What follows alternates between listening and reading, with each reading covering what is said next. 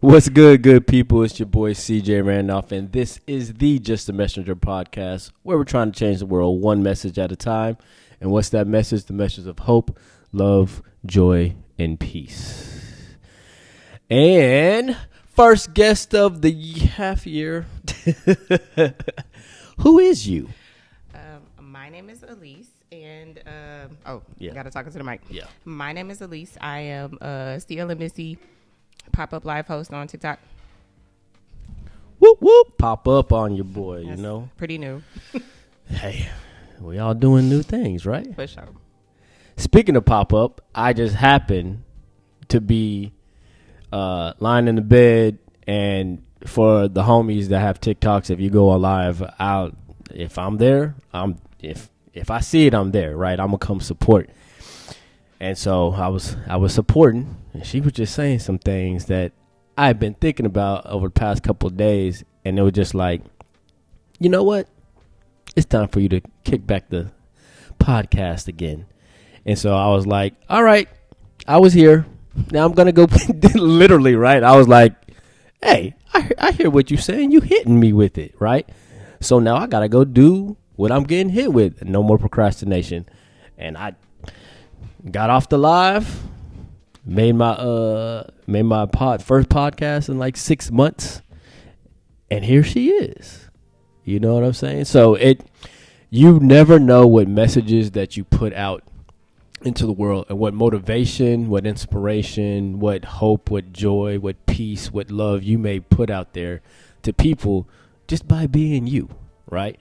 So we have a relationship, of teaching relationship, right? Being coworkers, and LOL. right. But it's, man, the way that she breaks down math, I was like, I actually have a math minor. I don't know if you knew that. Did not. So whenever I was in math teachers' classes or anything like that, I was like, I'm intrigued on how, they break things down, because I'm highly dyslexic. And so I always had to do things a little different. Like, I don't know, growing up when you did math, did the teacher be like, oh, this is the only way that you can do it, or just figure out a way that gets the right answer? Yeah. Oh, Figure out a way. Like, they would show a way, but then, like, basically you figure out what works for you. Oh, okay. To come up to this conclusion. I wish I had that, because I would have to do their way after I figured out my way, because of just getting things all together. But The way your mind works. Yeah, exactly. Differentiation. I'm glad I ain't heard that word in a year. Don't get me started. Them teacher hot words. Oh yeah. Oh my God. Proximity. Please. But yeah, but now it looks like you're doing a little bit more teaching on a different avenue, right? And this is one thing that I've learned. When you have the gift or the art of teaching or the talent of teaching, it's not just in the classroom. Right. And so now when you just have it, you just have it. And I definitely know that you got it. And Thank you. I know that you said this is a new endeavor. Right. Which it's pretty new. With the tickety tokity. Right. It's pretty new. But I see the positivity that you're putting out there. I see the messages, and especially little dances with some of our old students and stuff like that. Right. And it's cool to see the bond between teacher and student relationship that can still be in the classroom, but also a little bit outside the classroom, because then you get to really affect true change, right? So how has this journey with the tickety tokity changed your viewpoint on just your life, or how you spread your joy and peace to others? Well, I really didn't know what I was going to do with the tickety talk. I'm still not 100% clear on it. I'm kind of going with the flow and building as I go. But as far as like the impact is, like it started off as a hair page. Okay, I can see that. Yeah. Because I do locks, and I do my baby hair. So it started off as a hair page, and then I always loved to dance. So the dancing is a part of it too, because anytime I hear music, I'm dancing, I'm grooving. Yeah. And then the motivation part comes from just how I live my life on a regular basis. I'm trying to motivate myself to get through this life. So as I motivated me, let me motivate you. Right. So and it's also cool because I've been getting to have, like you said, interactions outside of the classroom with my students. Like, I'm still connected with some of those students, and they're still being able to reach out to me and like, hey, what you think about this? Or, you know, like, because, you know, you got some of them ones that will never let you go. Like, y'all. Yeah, right. I just got off the phone with one of them. I'm right here. But yeah, it's just the ability to still be able to make those connections and be able to like still guide, even though it's outside of my regular being in the classroom. Right. I can still use those things, those skills that I have to give different messages on different things at different times. And I think, like it's really seen. Like, I've seen it in the classroom. I've seen it in the hallways. Now, the good thing of social media is that we're able to stay connected as long as I feel like as long as we do it, we know how to stay connected. I think the younger generation is still, they've grown up with this as connection, and then you realize when you see them in the hallways and stuff like that, like they don't really know how to connect. Right. And I think I was listening to a podcast. I think, you know, we were kind of the last generation that grew up without internet, or when we did have internet, it took forever to get on the internet. So we were about doing things, not on our phone, not on the computer. And our kids are not like that. They've grown up with high speed. Everything. Like, they don't even know what dial-up is. Right. Like, if that were to come on, they'd be like, what is that? What's that noise? I'm like, oh, that brings back such memories. Where's the disc at? Right. The AOL disc. I got 15 hours left. I'm crying. So, yeah. So being able to connect and stay connected with your students, how has that affected your life? Well, I would say that it has affected my life because, again, like, I enjoy that I'm able to make a positive impact on people's lives, be it children, adults, colleagues, friends, whatever. I thrive on the fact that I'm able to be a light. Mm-hmm. And so it made me feel real good to be able to do that. Yeah. To continually be able to do that in a different space, on social media, you know, whatever. But the fact that I can be myself is also really cool too. Yeah. I don't have to conform and, you know, like the trends, yes, but I can do the trend my way. Right. Oh, that's good right there. And people mess with it. It's cool. I like that. So authenticity. Yes, very authentic. Like, everything I post is authentic. It might not be 100% my face. It might be a filter over it. But yeah, for sure. I'm putting me out there. Yeah. And I'm received as that's a what good I'm trying thing. To be received as. That's a good thing. Now, also with that, do you ever find yourself where your cup may be a little empty from putting out all that positivity and all that light out there? Yes. I find myself depleted often. Mm-hmm. And I just drink some water and pray. Help me, Lord. Because what do I have to do? I got to keep going. Like, right. It ain't no time to stop. Right. And I can't stop doing what's good to get better. Like, I have to continue. Yeah. That's the way I see it. So yeah. No, that's what I was wondering, because one thing that I do consistently is if I know like a pastor or someone at a very high level that a lot of people seek advice for and stuff, I always ask, what do you need? Because it's like the person that's helping everybody, who's helping them, right? And so we as humans, I mean, we're consumers. Like, what can you do for me? I need help. Well, you know, carrying your brother's burdens can be very heavy. Right.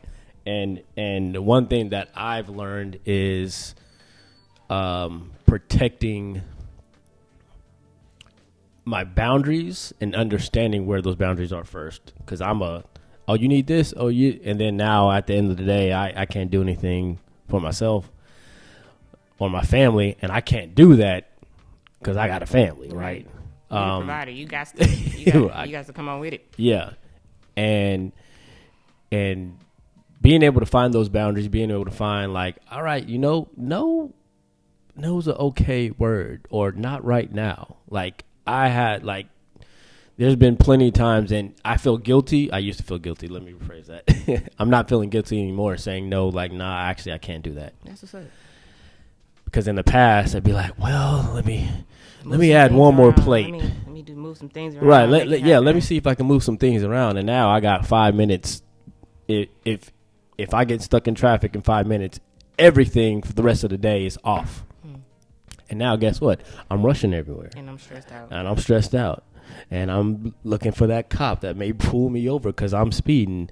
Or I may do a maneuver that endangers my life or somebody else's life, and I'm like, nah, man, you got to check this, because if you continue doing this, eventually it's going to catch up to you, and you're going to hurt somebody, you're going to hurt yourself, you're going to hurt your family. And so it's like, wisdom. Right? Just pour upon me. Makes sense. Yeah. So have you been able to find those boundaries yet, or are you learning that? I'm learning boundaries for myself as well.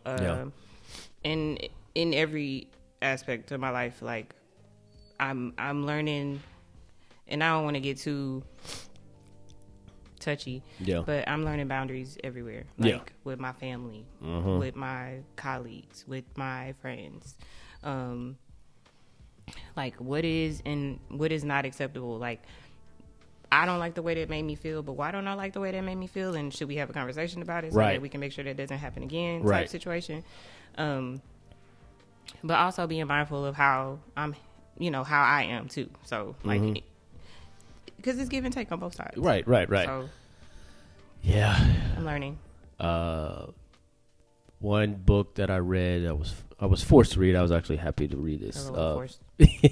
Teaching, right? Fierce Conversations. I don't know who the author is, but I remember reading it when I first moved here to Houston, when I was teaching at Yes Prep. That's exactly what I was about to say. Yes Prep had us reading Crucial Conversations or something like that. Right, yeah, exactly. That sounds just like right. But it helped me. Like, I can take that. I can take that on the chin. I can, like, you know what I'm saying? Okay. Like, it's okay. I'm fine. I'm not offended. Yeah. But what I realized is, if they do that around me and they do that to somebody that I know is not like that around me, then I have to say something. And they're like, but that doesn't bother you. Why are you saying something? Right. So then now I have to explain a little bit more when, like, you got me messed up. Right. Like, that was out of pocket. Yeah, that was out of pocket with me and you, but I took that because it didn't bother me. But now we're in an environment, and maybe someone's looking at me like, are you just going to allow this? Because I know, you know what I'm saying? Relationships, right? Yeah, for sure. And it's like, I'm not about that no more. Even if it doesn't bother me, I think that we need to have a conversation to let you aware that not everybody going to roll like that. You come in the wrong parts, someone may going to confront you about it, and don't look at me.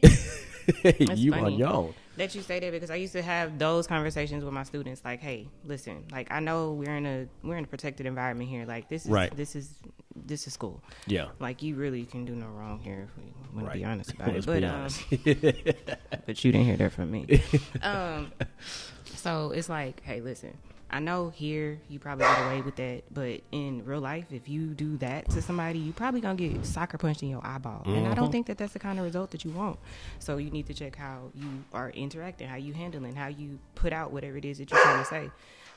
It doesn't necessarily mean that you got to be gentle in how you say it, but you do want to be cautious in how you approach people, because everybody is not going to be receptive of you. Right. So. Yeah. No, I used to, of course, you know, I'm dealing with like athletes and young men or older boys, whatever. I'm trying not to have them be older boys, right? Yes, because there's a lot of older boys out there our age. Jesus. Let's be honest. But it's like, yeah, you would never do that outside of these walls. Right. Because, you know, there's a coach and another coach or a teacher that's going to stop them when really, don't really want to stop. Really, exactly. You deserve to get your behind whipped. I'm sorry. Not sorry.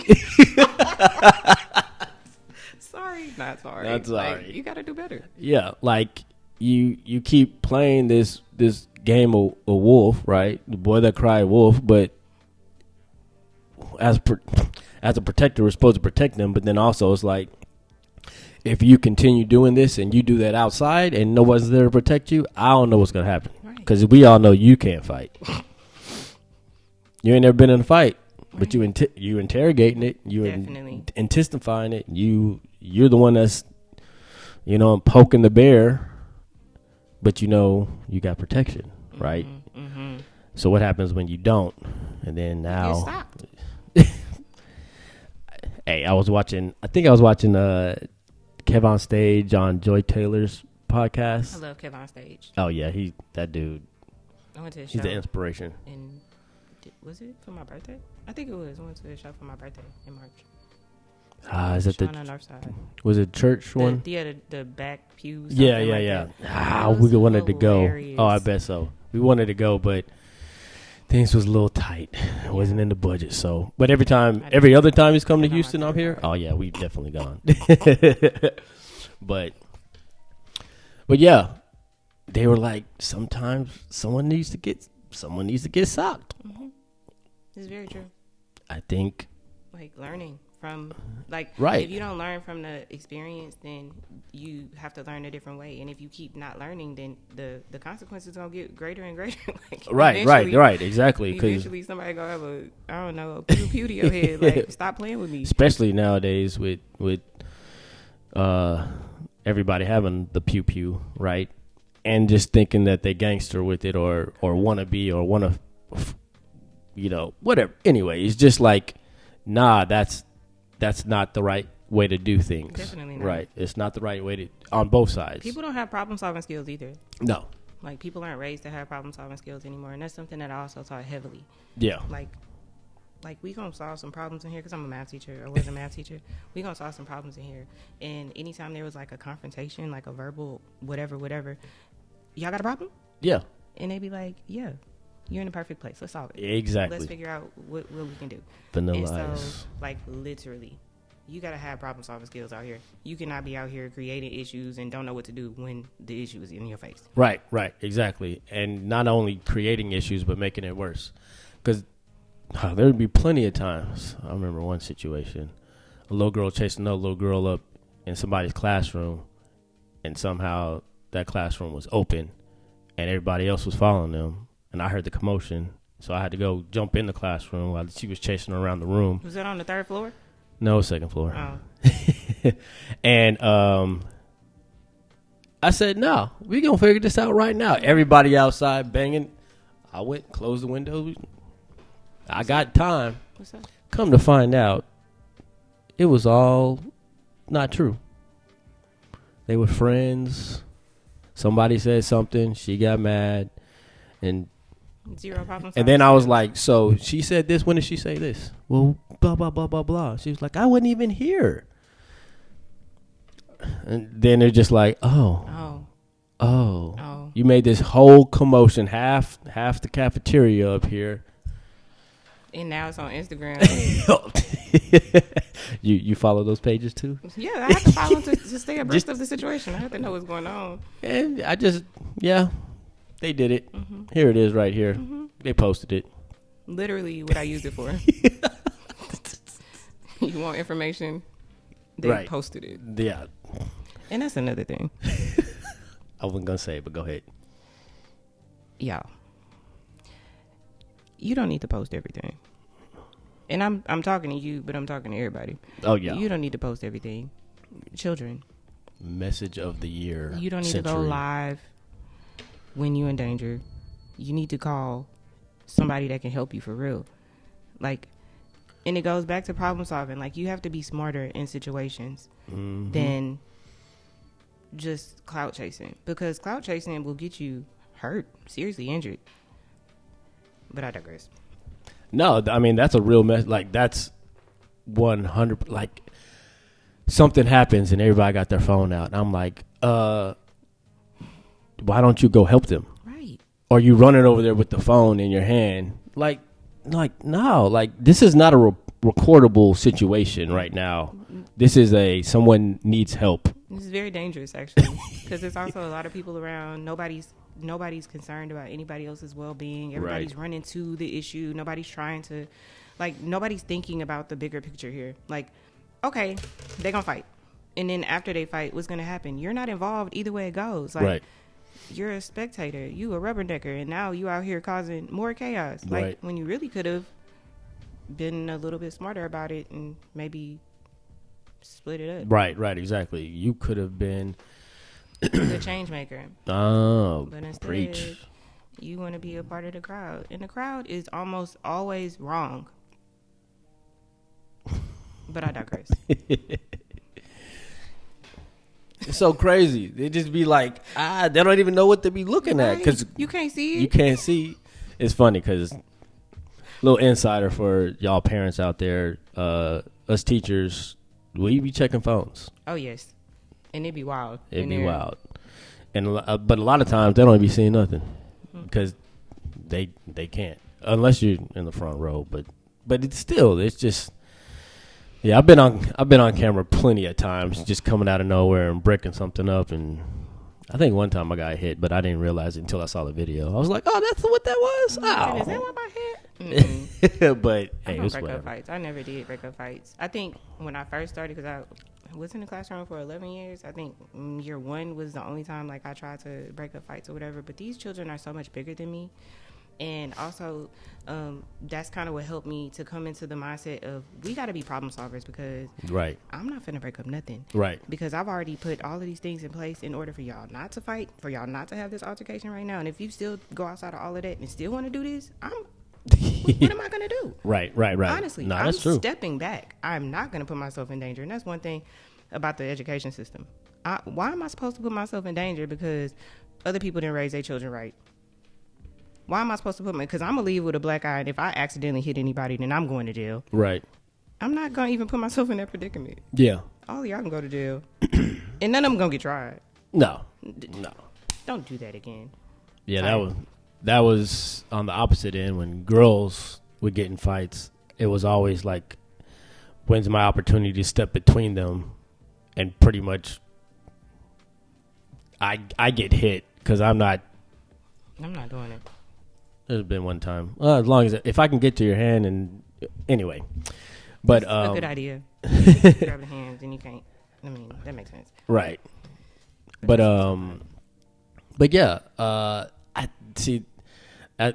For me to not stop a fight, that's hard for me personally, because I mean, I was a bouncer in college, and you know what I'm saying. It's just like I can see that.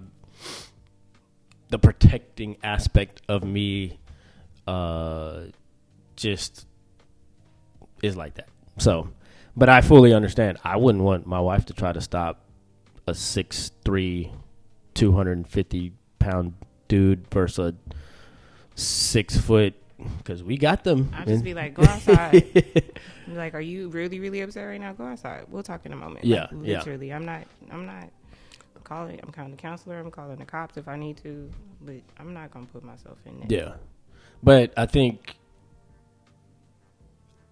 even though we did say some people do need to get socked, allowing them or teaching them the problem solving skills is a way healthier way for them to progress in life. Building life skills. Yeah, and my philosophy in my classroom was, I want to teach you critical thinking skills through the vein of science or math or coaching. So now we have critical thinking skills that's happening. We have problem solving skills that's happening, but we're just doing it through math and we're doing it through this and we're doing it through that. Right. And so therefore now we can, utilize that for life. Like I literally told them, I'm teaching you science so that I can teach you life. And hey now, I like that. And that was my just of teaching, because when I was teaching, my personal philosophy for myself was change the world one student at a time. Okay. You see where the message comes one. So that's been an underlying theme in my life for a very long time. So then it just pivots to the trend. Mm-hmm. I still got authenticity in the classroom. I have authenticity here. It's just a new venue to be able to produce that, right? For sure. And so seeing other people that have done that in the classroom, in their jobs, in life and stuff like that is why they're on the podcast, because we're here to change the world one message at a time. And I'm not just the only messenger. We're all messengers, right? See what you did there. Yeah, I can be a little creative. Nice pun. But yeah. Man, you got some message gems in here that this is going to be fun. This is going to be fun. For sure. Yeah. So let everybody know what your TikTok handle is so we can get these message gems out there. That's a good question. I think my TikTok handle is at SIELA MISSI. Yes, it is. Okay. It's at Selah Missy. It's my first name backwards and then my nickname. And now people online calling me my nickname, and it's weird because my family calls me my nickname. You set yourself up for that. I set myself up for that. And now I can't change it because everybody know me. Right. Selah Missy. So that's where we're going to go with. That's dope. My dyslexia did not read any of that. People be like, when I pop into people's rooms, they be like, Sheila, Selah. But I made it up, so it really don't matter. Right. So this is the Just the Messenger podcast. We're trying to change the world one message at a time. And what's that message? The message of hope, love, joy, and peace. Yes, that one. Oh, yes, peace. Go holler at the homie on the ticty tokity so we can spread these message gems out there more. Until next time, Selah.